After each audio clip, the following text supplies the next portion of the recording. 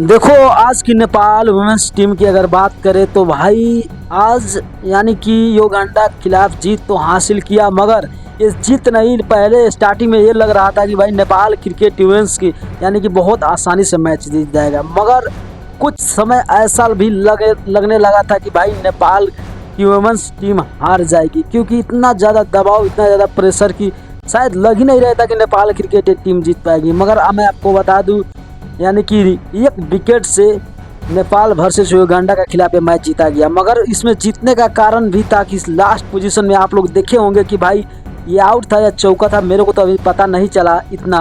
मगर भाई अंपायर ने नेपाल का पक्ष में निर्णय दिया और नेपाल क्रिकेट ने अपना जीत हासिल कर पाया। अगर मैं बता दूं इसमें सबसे अच्छा भूमिका किसी का है तो वो रचना चौधरी और रिया शर्मा, जो कि गजब की बैटिंग की और उसके बाद नेपाल क्रिकेट मैच जीत पाया। मगर मेरे को फर्स्ट स्टार्टिंग में यही लग रहा था कि मैच आसानी से जीत जाएगा, मगर जब लगातार विकेट गिरना शुरू हुआ तो लास्ट 9वें विकेट पर यानी कि नेपाल क्रिकेट मैच जीत गया।